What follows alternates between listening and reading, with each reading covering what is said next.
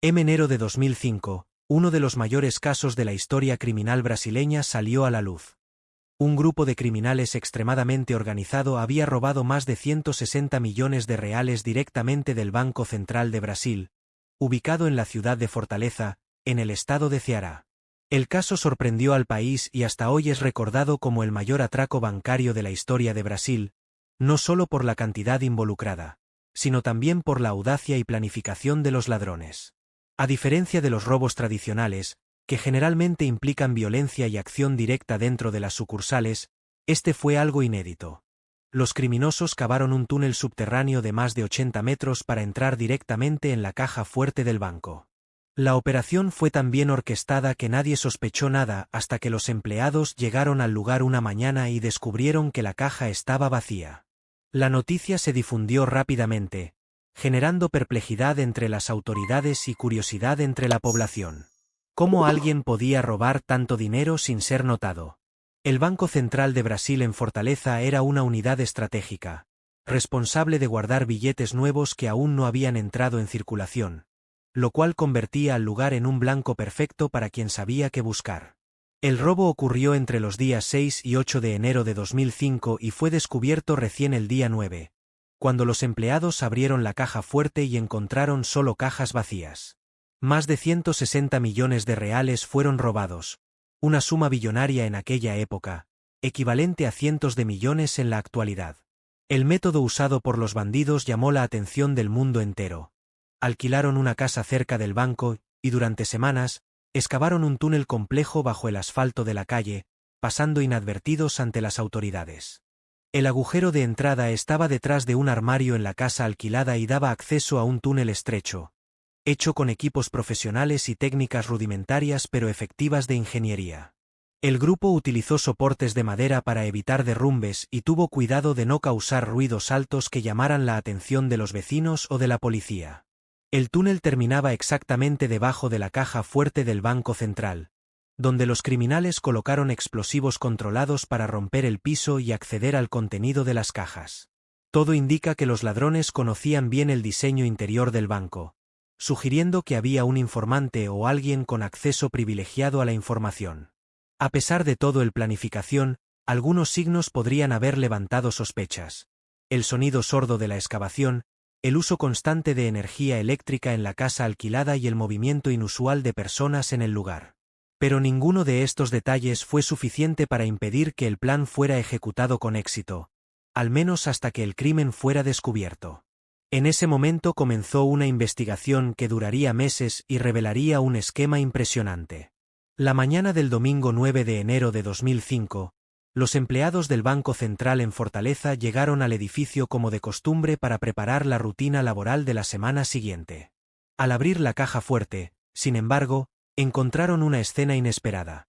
Las cajas que deberían contener más de 160 millones de reales estaban completamente vacías y el lugar parecía haber sido violado desde adentro. El primer instinto fue la confusión. Nadie entendía cómo eso era posible. La caja fuerte estaba intacta por fuera, sin señales de forzamiento o invasión aparente. Rápidamente, la dirección del banco contactó a las autoridades locales, que iniciaron una investigación inmediata sobre lo ocurrido.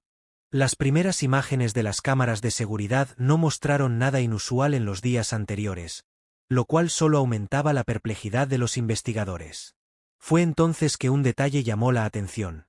Había marcas en el suelo de la caja fuerte que indicaban el uso de explosivos controlados, algo habitualmente usado en operaciones muy bien planeadas. Con este descubrimiento, los agentes comenzaron a sospechar que los ladrones tenían acceso a información privilegiada sobre el diseño interior del banco. El caso pronto ganó dimensión nacional. Periódicos de todo el país publicaron titulares sobre el atraco del siglo, y programas de televisión dedicaron horas de transmisión al misterio que rodeaba la desaparición del dinero. Autoridades del gobierno federal se movilizaron rápidamente, temiendo que el caso afectara la imagen del país en el escenario internacional. El Banco Central en Brasilia emitió un comunicado oficial confirmando el robo y afirmando que todas las medidas necesarias estaban siendo tomadas para identificar a los responsables. Expertos en seguridad fueron llamados para analizar el edificio y entender cómo los criminales lograron entrar sin dejar huellas visibles. Durante la inspección, los técnicos notaron que parte del piso de la caja fuerte había sido reposicionada casi imperceptiblemente, pero con pequeñas fallas que terminaron revelando la entrada usada por los bandidos. A partir de ahí, los investigadores comenzaron a trazar hipótesis sobre el método utilizado. Y fue entonces que surgió la principal teoría. Los ladrones habían cavado un túnel subterráneo hasta el interior de la caja fuerte. Era algo inédito en Brasil. Hasta entonces, este tipo de estrategia sofisticada era más común en películas de Hollywood que en la realidad criminal brasileña. Con esta sospecha, la policía comenzó a investigar propiedades cercanas al banco, especialmente aquellas que podrían haber sido usadas como punto de partida para excavaciones, y fue exactamente esto lo que llevó al próximo gran avance en la investigación. Con la sospecha de que los ladrones habían usado un túnel subterráneo para entrar en la caja fuerte del Banco Central, los investigadores empezaron a examinar con atención el perímetro externo del edificio. Como el lugar estaba perfectamente sellado por dentro, la única explicación plausible era que los criminales hubieran entrado por debajo de la tierra, es decir, por algún punto fuera de la estructura visible del banco. La policía pasó a revisar casas, terrenos baldíos y construcciones cercanas al Banco Central en Fortaleza, buscando cualquier señal de excavación reciente o actividad sospechosa. Uno de los puntos más prometedores fue una casa ubicada a pocos metros del lado derecho del banco. Parecía deshabitada, pero presentaba señales de uso reciente. Energía eléctrica activa, marcas de neumáticos frente a ella y basura recién descartada. Al ingresar al inmueble con autorización judicial, los agentes encontraron algo inesperado. Una abertura en el suelo escondida detrás de un armario pesado. El hueco daba acceso a un túnel estrecho y mal iluminado, excavado manualmente y reforzado con tablas de madera para evitar derrumbes. Era exactamente lo que todos imaginaban. Los ladrones habían excavado un camino subterráneo hasta la caja fuerte del banco, sin levantar grandes sospechas durante las semanas de trabajo. El túnel tenía aproximadamente 80 metros de largo, seguía en línea recta bajo la calle y terminaba precisamente debajo de la caja fuerte, donde los criminales colocaron pequeños explosivos para romper el piso. Dentro de la casa, los peritos encontraron herramientas, linternas, máscaras de protección e incluso equipos para ventilación, usados para mantener el aire circulando dentro del túnel. También había ropa sucia de tierra, recipientes con agua y algunos alimentos, indicando que varias personas trabajaron allí durante días, posiblemente en turnos. La casa había sido alquilada por alguien usando documentos falsos, lo cual dificultaba identificar al verdadero responsable del contrato. A pesar de ello, cámaras de seguridad locales y testimonios de vecinos ayudarían a revelar detalles importantes sobre quién frecuentaba el lugar antes del atraco. Los residentes de las proximidades relataron haber visto a algunas personas entrando y saliendo con frecuencia, siempre discretas y evitando contacto visual. Algunos dijeron haber escuchado sonidos débiles provenientes de abajo de la tierra, como si alguien estuviera cavando, pero nadie imaginó que fuera algo tan grande.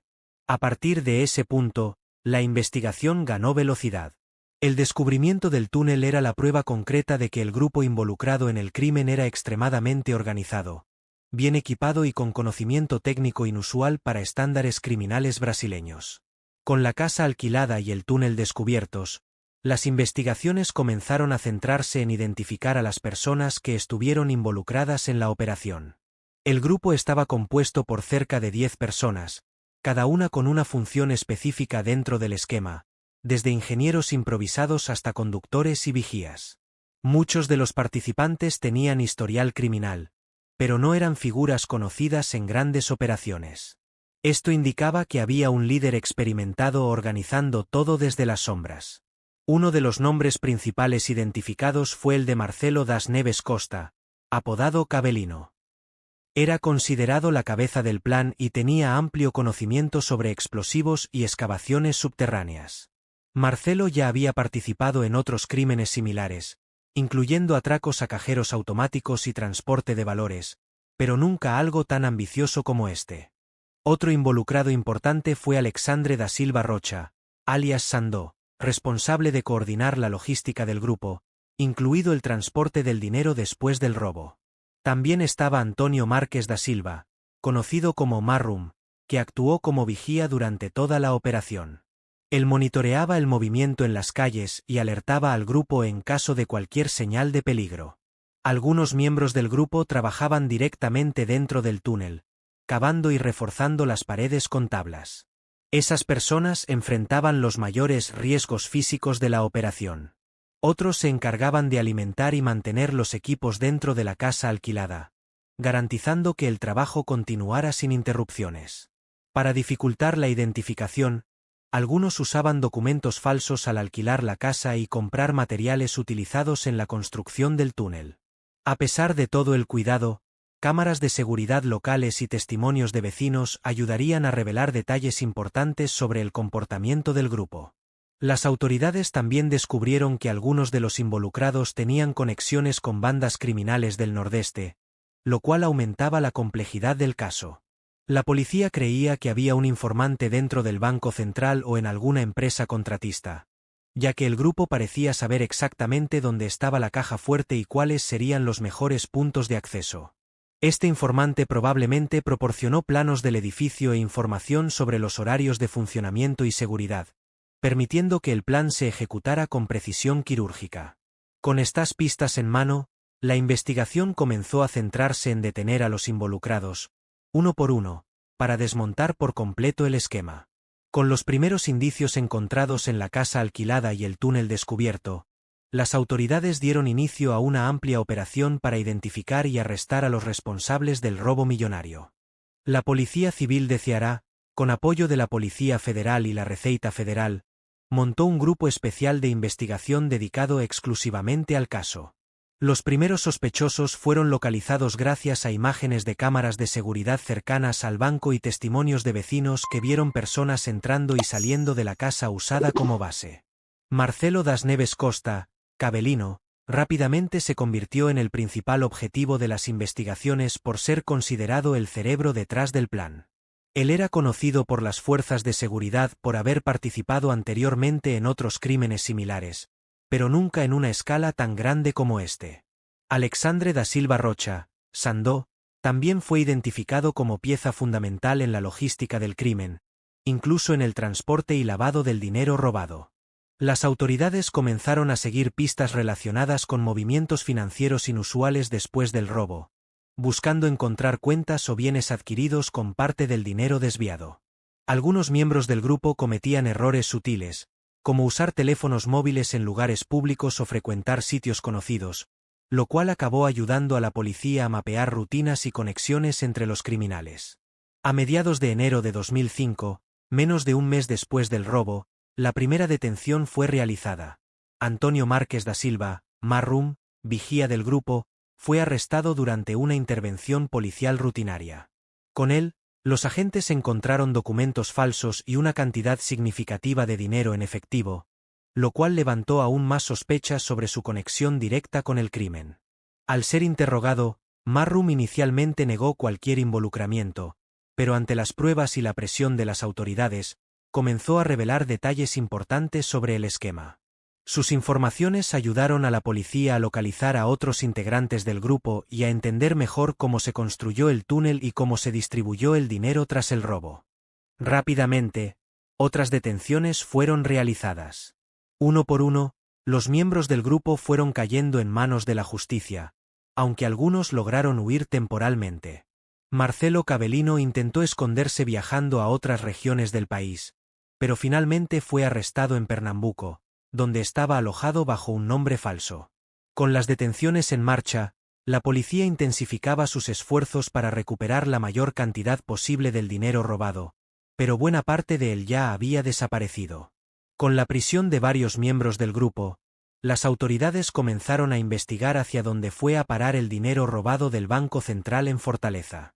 La cantidad involucrada era gigantesca, más de 160 millones de reales, equivalente a cientos de millones en la actualidad, uno de los mayores valores robados en Brasil. Parte del dinero fue encontrado escondido dentro de la casa usada como base del atraco, pero la mayor parte ya había sido distribuida entre los participantes del crimen. Los criminales sabían que no podían mover grandes sumas de forma directa, por lo que utilizaron métodos sofisticados para lavar el dinero y hacerlo parecer limpio.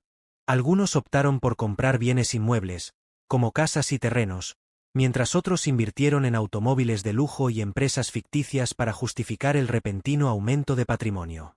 Hubo informes de que parte del dinero fue enviada al exterior, principalmente a cuentas en paraísos fiscales, dificultando aún más su recuperación. Las autoridades siguieron pistas de movimientos bancarios sospechosos, especialmente aquellos realizados en efectivo o a través de personas testaferros que servían como fachada para los verdaderos dueños. La Receita Federal se involucró con fuerza en la investigación, cruzando datos de CPFS, CNPJS y registros de propiedades para identificar transacciones dudosas. Muchos familiares de los involucrados también fueron investigados, ya que algunos recibieron regalos caros o tuvieron cambios bruscos en su nivel de vida después del robo. Uno de los casos más notorios fue el de una mansión ubicada en Fortaleza, comprada pocas semanas después del atraco por un familiar de uno de los criminales, pagada completamente en efectivo. Otro indicio surgió de una concesionaria de autos de lujo, donde 3 vehículos fueron adquiridos por personas vinculadas al grupo, usando facturas falsificadas para disimular el origen del dinero. A pesar de todas estas pistas, la mayor parte del dinero nunca fue recuperada. Se estima que menos del 10% del total robado haya sido devuelto a las autoridades. Esto generó gran preocupación entre los agentes federales, que temían que el resto estuviera siendo usado para financiar otras actividades criminales o incluso grupos organizados. Aunque continuaron las búsquedas intensas, el destino final de buena parte del dinero permanece un misterio hasta hoy, alimentando teorías y especulaciones sobre quién realmente lucró con el atraco. Mientras la policía seguía tras el rastro del dinero, el foco ahora era asegurar que todos los involucrados fueran castigados por la justicia, algo que tomaría años para concretarse. Con los principales involucrados detenidos y las pruebas reunidas, el caso fue remitido a la justicia federal, ya que el crimen involucraba a un órgano público federal, el Banco Central de Brasil. El proceso judicial fue largo y complejo debido a la cantidad de acusados, al valor millonario involucrado y a la sofisticación del plan usado por los criminales. Marcelo das Neves Costa, Cabelino, considerado el líder del grupo, enfrentó una de las penas más duras de la historia del sistema penal brasileño por un atraco bancario. Fue condenado por robo calificado, asociación criminal, lavado de dinero y daños al patrimonio público, delitos que sumados resultaron en una pena superior a los 60 años de prisión. Alexandre da Silva Rocha, Sandó, responsable de la logística y del transporte del dinero, también recibió una sentencia severa, con más de 40 años de reclusión. Antonio Márquez da Silva, Marrum, vigía del grupo, tuvo su pena reducida tras colaborar con las investigaciones y prestar testimonios importantes sobre el esquema. Otros miembros del grupo fueron condenados con penas que variaban entre 10 y 30 años, dependiendo del grado de participación en el crimen. Algunos de los acusados intentaron alegar que no conocían la real dimensión del robo o que estaban siendo manipulados por líderes más experimentados, pero la justicia no aceptó estas justificaciones. Durante el juicio, los fiscales destacaron el alto grado de organización del grupo y el uso de técnicas normalmente asociadas a operaciones militares o de inteligencia, algo inusual en el escenario criminal brasileño. La defensa de algunos acusados argumentó que el Banco Central también tenía responsabilidad en la seguridad del lugar, señalando fallos en los sistemas de monitoreo y vigilancia. Sin embargo, el juez entendió que, independientemente de posibles errores en la seguridad, el crimen fue resultado de un plan criminal exitoso por parte de los ladrones. Muchos de los involucrados apelaron la decisión inicial, buscando reducir sus penas o incluso la anulación del proceso, pero los tribunales mantuvieron la mayoría de las condenas. Las penas se cumplieron en régimen cerrado al principio, con traslados a unidades penitenciarias de alta peligrosidad, dada la gravedad de los delitos cometidos. A pesar de las condenas, muchos expertos creen que los verdaderos beneficiarios del dinero robado nunca fueron identificados, dejando dudas sobre quién realmente ganó con el atraco. Con esto, el caso se convirtió no solo en un hito en la historia criminal de Brasil, sino también en una alerta sobre la necesidad de modernizar los sistemas de seguridad en instituciones estratégicas. El robo al Banco Central en Fortaleza rápidamente se difundió por los titulares nacionales e internacionales, convirtiéndose en uno de los temas más comentados en ese momento. Diarios como Folha de S. Paulo, o Globo y Estado de S. Paulo dedicaron páginas enteras al caso, destacando el método poco común usado por los ladrones: un túnel subterráneo hacia la caja fuerte. Canales de noticias como Globo News, SBT y Record TV emitieron programas especiales sobre el robo, entrevistando especialistas en seguridad y analizando cada detalle del crimen. La prensa extranjera también cubrió el caso con gran atención. Medios como BBC, del Reino Unido, y CNN Internacional clasificaron el atraco como uno de los más audaces de la historia mundial. Sitios web y revistas especializadas en crímenes reales incluyeron el caso entre los mayores robos bancarios registrados, comparándolo con otros famosos en todo el mundo, como el atraco al Banco de Inglaterra en 1781 y el robo al Banco de Tokio en la década de 1970. El hecho de que el crimen hubiera sido ejecutado sin violencia, con un plan extremadamente técnico, llamó la atención de expertos en criminalística y seguridad pública. En países como Estados Unidos y España, el caso fue utilizado como estudio de caso en universidades y centros de investigación que analizaban nuevas formas de combatir el crimen organizado. Las redes sociales, aún en fase inicial de popularidad en Brasil, comenzaron a ser escenario de debates, teorías y memes relacionados con el atraco del siglo. Internautas crearon ilustraciones, caricaturas y hasta simulaciones del túnel, intentando entender cómo una operación tan compleja podría haber pasado desapercibida durante tanto tiempo. El caso también generó críticas duras a las autoridades brasileñas, especialmente en cuanto a la seguridad en instituciones estratégicas como el Banco Central. Muchos preguntaban cómo un órgano federal, responsable de controlar parte de la economía del país, podía haber sido blanco de un robo de tal magnitud sin que sonara ninguna alarma. Políticos usaron el caso para atacar gobiernos locales y federales, acusándolos de negligencia y falta de inversión en seguridad pública y vigilancia tecnológica. El Ministerio de Hacienda y el propio Banco Central tuvieron que dar explicaciones al Congreso Nacional, donde enfrentaron duras preguntas sobre las fallas detectadas. Tras el caso, se adoptaron diversas medidas para evitar que algo semejante volviera a ocurrir, como la instalación de sensores subterráneos y la revisión completa de los sistemas de monitoreo en agencias importantes. Incluso años después, el atraco de Fortaleza sigue siendo recordado como un hito del crimen organizado en Brasil, no solo por la cantidad involucrada, sino por la forma innovadora y casi cinematográfica en que fue ejecutado. El atraco al Banco Central de Brasil en Fortaleza en 2005 dejó marcas no solo en la historia criminal del país, sino también en la forma en que la sociedad ve la seguridad de las instituciones públicas. Fue un crimen planeado con extrema precisión, ejecutado por criminales que usaron creatividad y conocimiento técnico para burlar sistemas considerados seguros. Incluso con el paso de los años, el caso sigue siendo recordado como un ejemplo de cómo la tecnología y la planificación pueden ser utilizadas, lamentablemente, con fines criminales. El robo sirvió como advertencia para gobiernos e instituciones financieras sobre la necesidad de modernizar los sistemas de vigilancia y protección patrimonial. Hoy en día, muchas sucursales del Banco Central y otras instituciones estratégicas cuentan con sensores subterráneos, cámaras inteligentes y monitoreo las 24 horas, cambios que surgieron directamente tras el incidente en Fortaleza. Además, el caso motivó el aumento de cooperación entre las fuerzas de seguridad federal y estatal, que comenzaron a compartir información con mayor eficiencia.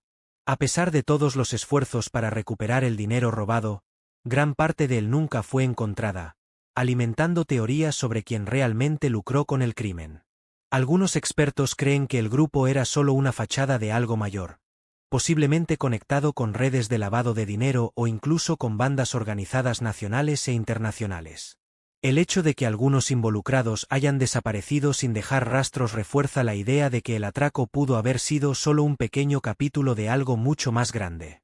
Muchos de los condenados ya han cumplido parte de sus condenas y hoy están en libertad condicional, lo cual genera debates sobre justicia y proporcionalidad de las penas frente a los daños causados.